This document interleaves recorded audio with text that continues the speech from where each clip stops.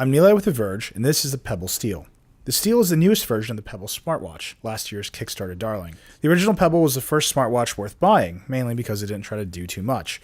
It sent notifications to your wrist and let you control music playback on your phone, and that was about it. For $150, the only real problem with it is that it's, kind of ugly. You can change the band, but it's still this chunky plastic watch. The Steel changes all of that, at least on the outside. For an extra $100, the $250 Steel takes those same Pebble internals and dresses them up in a tighter, smaller metal case with your choice of leather or metal bands.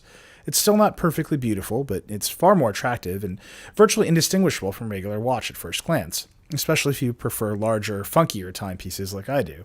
Here's an Octeo I bought in Paris last year, and the Pebble's a little smaller. This Nixon of mine is a little smaller than the Pebble, but it has a much thicker band. And while the Steel is heavier than the original Pebble, it's lighter than this Seiko Kinetic. All in all, the Steel is a perfectly wearable watch that draws very little attention to itself. A big victory for a device you're supposed to wear all the time. Pebble did make two changes to the case that aren't great. The power connector has been revised, so you can't use the one from the original Pebble, and the band is now proprietary. You can't just use any old watch band like the original. That's a big drawback, but at least the design is open source, so replacements should appear soon.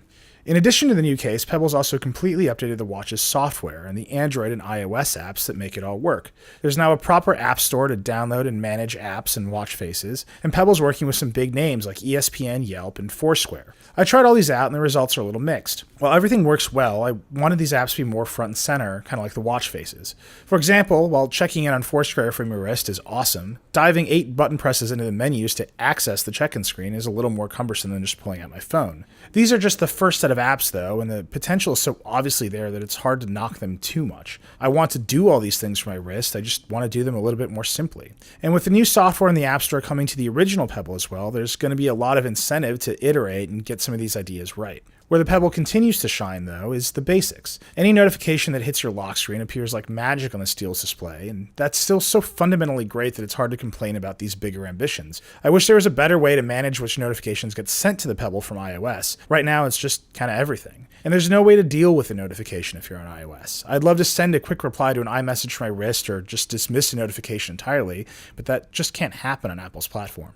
The situation is far more customizable on Android, where Pebble has a rich ecosystem of apps, but the updated Android software wasn't ready in time for this review. That's really the whole story of the Pebble Steel. It's definitely the smartwatch for Android users, but it still feels kind of incomplete on iOS. A one-way receiver of information instead of a true extension of your phone. That's the dream. The question is whether Apple will ever let it come true. The Pebble Steel is far and away the smartwatch you should buy if you're in the market.